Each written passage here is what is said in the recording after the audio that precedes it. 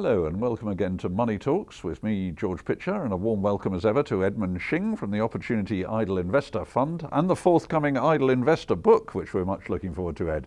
Ed, you write about the prospects for the Eurozone this week, a Grexit. Is that so? Is Greece really going to leave? Well, I think, George, what is surprising is both Greece and the EU have let it get this far. I think actually the chance of Greece leaving the Eurozone is not far away from 50% right now. Really? That bad? Oh, yes. Yes, because let's face it, Greece is about to run out of money. That's the bottom line. And so they need more money. And the only ones about to give them any money were the International Monetary Fund and the European Union.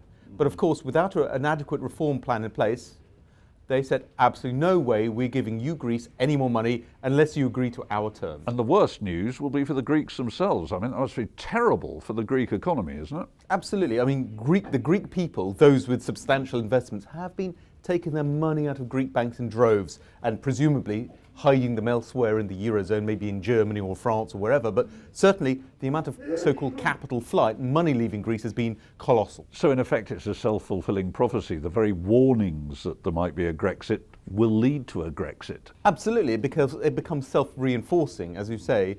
The more likely it becomes, the more worried people become, the more money gets taken out, and therefore the more likely still an eventual Greek exit does become. Presumably this could cause a sort of domino effect. What likelihood then of Britain leaving the European Union? That's the risk, George, because politicians will do what politicians want to do. We are now at election time. We have four odd weeks to go to the election. Of course, those who are Eurosceptic on the Conservative Party, and more importantly UKIP, are going to, of course, make hay.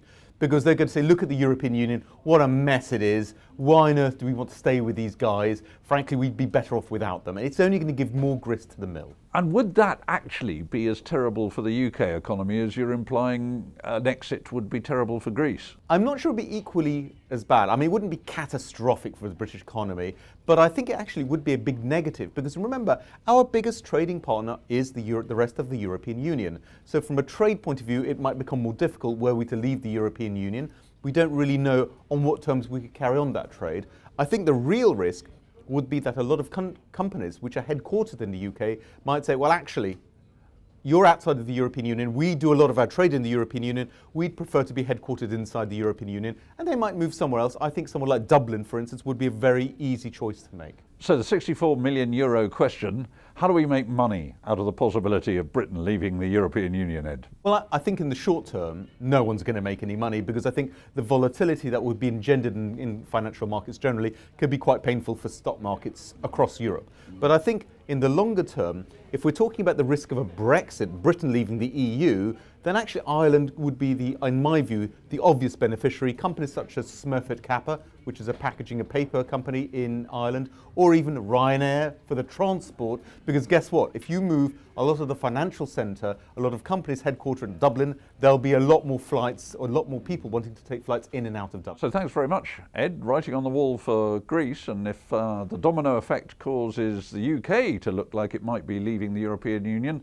that might be a fillip for investors in Ireland. One to watch there. Thank you very much, Ed. Look forward to seeing you again soon, and thank you very much for watching Money Talks.